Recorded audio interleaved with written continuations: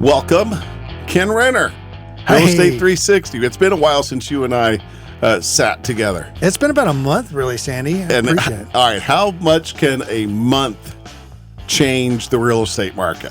It changed it 100%. 100? I would say just 100%. I mean, well, we were already in an overheated market, but then it's gotten, everybody's saying it's crazy, but now it's really crazy. The fact that builders now are actually shutting down sales completely. Whole neighborhoods not selling. They've sold so many homes that they can't even keep up with the pipeline of homes on the market put the construction of them, and there's people are still coming. So it's like I never experienced it quite like this. I've been through many booms and busts in different states over my 35 years of doing this, and this is pretty crazy. So. Yeah, well, for you to say that, for you to be in this for as long as you've been in it and done as many deals as you've done, that says quite a bit. Well, it's fun for the builders. You know, they keep raising their prices and all that kind of stuff. It's not fun when you're a real estate broker trying to get your clients into a neighborhood and they're saying, "We have nothing to sell you." So yeah, things are so weird. And that I have a friend, an agent that was out just walking a property and doing some measurements, and a car drove by and asked her, "Hey, are you going to put that house on the market?" And she said yes, and she sold it before she had a listing agreement done with Great days to be a listing agent, I'll tell you that. Right? Yeah. It is. But there are downside effects, down trickle effects, downline effects of this. Well, there is. And so the whole thing is we're going to talk about today is a lot about that, but also just the Austin market in general, the stats, because I like to always cover those because that shows your reality. The builder, a little bit about the builder shutdown, and then also how do you prepare to get into this market, whether you're an investor or relocation or just trying to move up to another home in this market. And I'll share some strategies around the way you need to be prepared to buy in a super overheated market. Right. Basically, we call it a housing shortage. That's the one no one wants to hear, right? The housing shortage. Yeah. But it is what it is. It is reality. So, you know, we were just talking before the show about it's been 6 months since the whole world changed, and so many industries have been affected in adverse ways, and then. But for our industry, it's an amazing blessing because we sell homes mostly in the suburbs, and we sell homes in Austin, Texas, arguably the number one market in the United States for real estate. Right. So with that means that we're having a huge influx of people from all over the country and locally moving to the suburbs because they can work from home.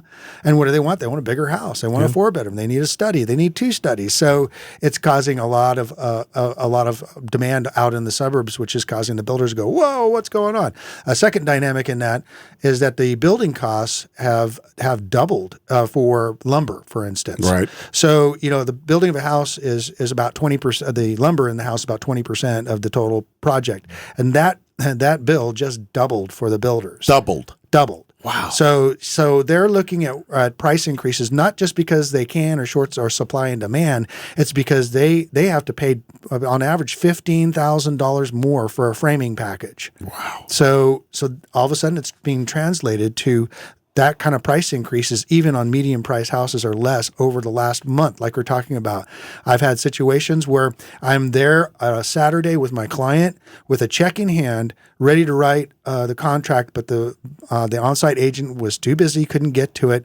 By Monday morning, it had gone up $6,000, and there was nothing I could do about it. Yeah, I mean, you're just helpless. Well, we tried to do it. Actually, it was midnight. We were trying to sign contracts by midnight, and he couldn't get them. He just couldn't get them out to us. $6,000 price increase. Our client, myself included, I was one of the buyers.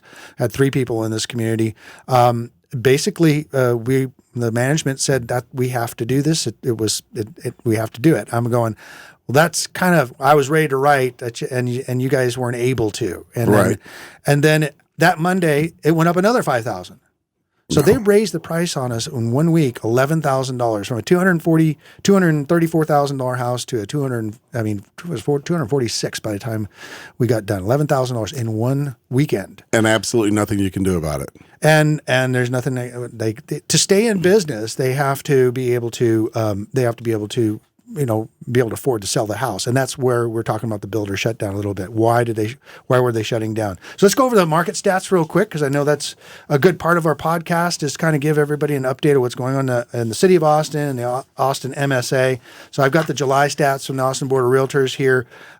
City of Austin, median price now is up 11% from last year to $423,000. That's the median price in July. Wow. The active listings are down 19%. We have in the city of Austin 1,653 houses for sale, and in a city of 1 million people. I mean, our metro is 2 million, but the city itself is 1 million. That is huge short supply. So 1.7 months of supply. That was for July. The whole MSA, which is the Tri-County area, which is Williams and Travis Hayes, that median price is $353,000, up 10% from last year with a 1.7 month supply. That was our July stats. Wow. Now this gets really interesting. So looking at the Austin MSA, Austin Round Rock MSA, the Tri-County area, prices up in August were up 11% from last year. Only 4,200 homes in the entire area for 2 million people, 4,200 homes for sale, and a 1.4 month supply. Go into the city of Austin. This is pretty amazing. Up 14% from last year. Inventory is down 26% from last year. 1.5 months supply of houses, extreme housing shortage. So that is where we're at. That's what's creating this feeding frenzy of housing, is the fact that we don't have enough houses, and we have way too many buyers, and the builders can't be the backstop for that like they usually are, because they could just keep building more houses. They can't build them fast enough, or now they're having to charge much higher prices because of the cost of building supplies. So that being said, let's talk about a few stories. What's happened recently? Because yesterday, there's a house in Pflugerville came on the market. My doctor client said, "Hey, let's go ahead and make an offer on it." So I called the agent. They said, "We're going to only accept offers today." And so I said, "Okay, we're ready to make an offer. How many offers are on it?" There's 9 offers on this one house, 9. And so I said, "Okay, it's $265,000 list price, which is about $10,000 more than the comps would show. So it's already pretty hefty price on the thing." So I called up the listing agent and said, "I don't want to waste your time. If I offered $10,000 more, would that get the house?" He goes, "We already have 3 offers that are higher than that." So I texted him back. I said, "How about if we go $15,000 more?" He never even answered me. Wow. So, that's the kind of thing that's really frustrating for the resale market. But you've got to be ready, willing, and able to jump into it. And the whole builder thing is that that we work with a lot of new builders for investors and for relos. And just finding inventory is the challenge, because they're already a little anti-investor, because they really want to build neighborhoods for families and not just we are providing a service, we're providing rentals. So they keep their inventory of homes that they'll let investors buy to a very minimum. Right. And then now they're just basically saying no investors. Well, that turned into the fact that in one neighborhood alone, LGI, a builder down in Buda, sold 34 houses in 30 days. One guy, one builder, one neighborhood. How are they going to keep up with that? How are they going to build these houses with that much? And it's happening everywhere. Yeah. So what's going to happen is it's going to extend building times, which costs more for the builder. Okay, because anytime you extend the time of construction, because they're financing it until you close, they're the ones on the hook. And we've seen this happen before. It's gonna get to the point where you're gonna have to be on waiting lists, and then waiting lists on top of waiting lists to be able to even buy a house, whether you're owner occupied or not. This happened in our booms and busts in the past here in Austin. So in 04, 05, they could not keep up with building, so they had to shut down first to investors, and then they had to for just homeowners in general. In 1998, when Dell Computers and the .com thing was taking out, 98, 99, I was right in the thick of it. Those same thing would happen. You would have to stand in line to when the doors opened, when they opened up the subdivision, and the first 20 or 30 people got their houses and the rest went on a waiting list. It's like just made me picture. It's like buying used to be like buying concert tickets, right? When you would stay out, you would camp out all night to get the Billy Joel ticket or whatever. Mine was Rush. I had I did. I got there in the morning, but you camped out all night. Yeah, that's wow. That's kind of, and that's actually happened in the days past in California when I was working in that market back in the late '80s. That same thing was happening to the point where it was even worse, and hopefully it won't get to that point here. And that's where we have they had a lottery system. Tell me about that. So they opened up homes in Mission Viejo, California, or Rancho Trabuco or whatever, and people would have to get in their RVs or tents, and they would stand in line at the subdivision. They would hand out numbers to everybody that was in line. Yeah. They'd hand out numbers to them, and they would draw to who would get it. Now, that if you weren't there, first of all, you didn't get in at all. So, so hopefully it won't get that bad. But I mean, in 98, 99, it did get that bad where you had to wait 6 months to buy a house, and then you had to wait 6 months for it to be finished. So if you wanted to build a house, you'd have to start a year in advance. Wow. So hopefully that's not going to happen. But here's where it works to our advantage, Sandy. Yes, let's hear this. Let's hear that. Let's hear the good stuff. So what we do is there's no law against putting down earnest money on a whether it be a new construction home or a resale, but putting earnest money down and locking in your price today. And we hope it takes them a year to build that house because you saw the stats, 14% appreciation. We're seeing our clients that locked in their price back in February. They're still building these properties. We've seen gone up $10,000, $15,000. And guess what? They don't own it yet, but they own all that profit. Right. So in other words, they've locked their price in at this level and they have price increases as they go.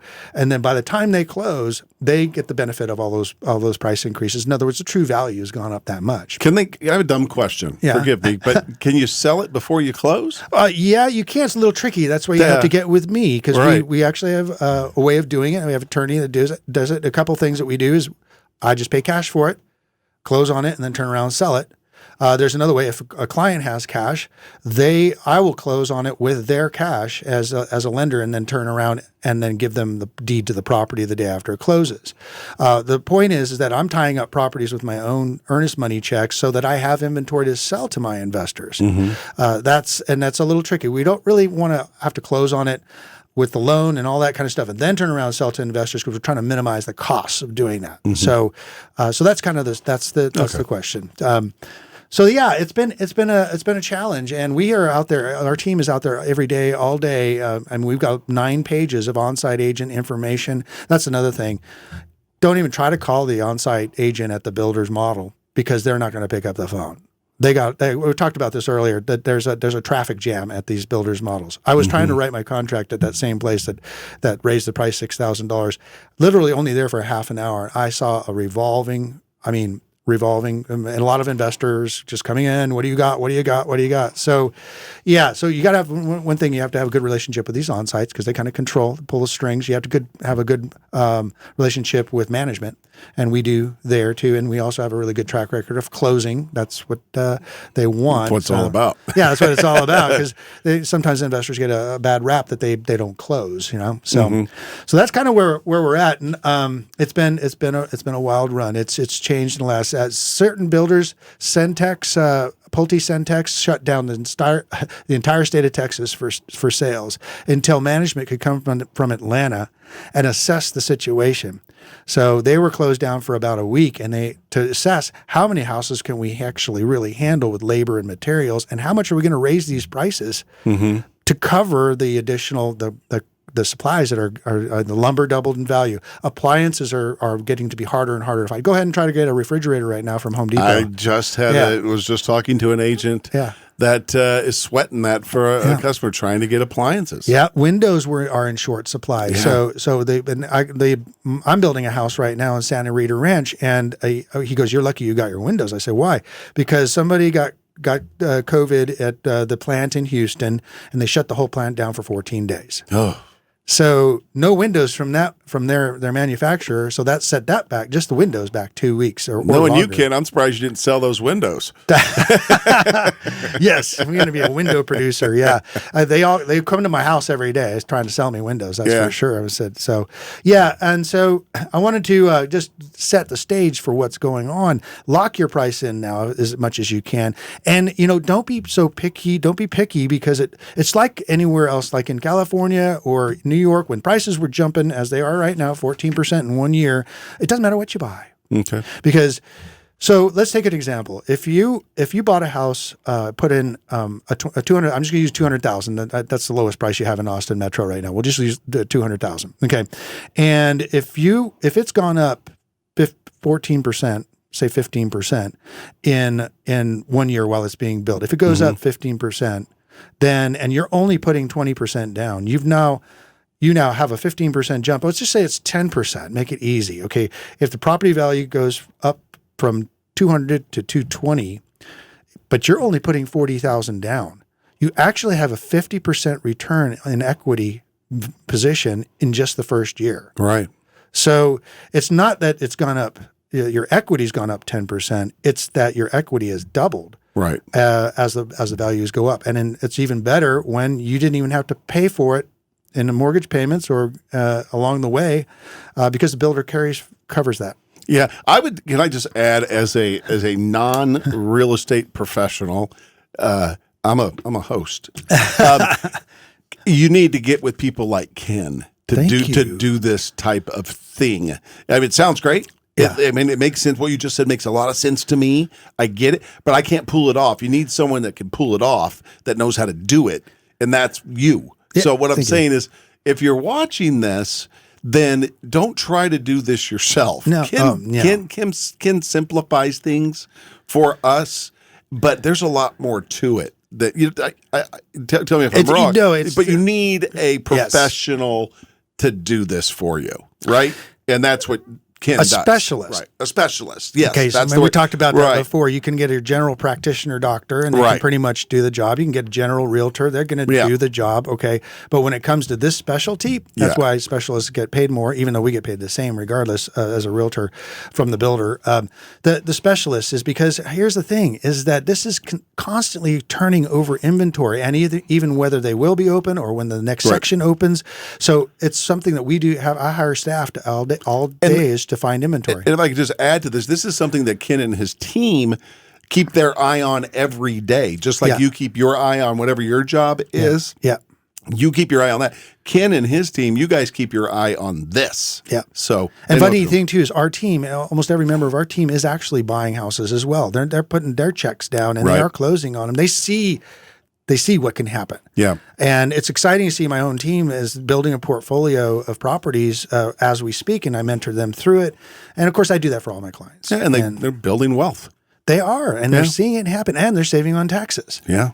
So yeah, it's pretty exciting. We see a whole lot of people coming from California and from the East Coast, but poor California with what's going on with the fires. God bless them, but there's so many things that are against the whole vibe in California. Get calls every day of saying, "Hey, can you help me relocate? I know you can do investments, but yes, I can help you relocate." And I just had a guy. We were looking at multi-million-dollar properties today. He's moving out of the Bay Area, Santa Cruz area, and he wants to buy a $2 to $4 million house. They're in short supply.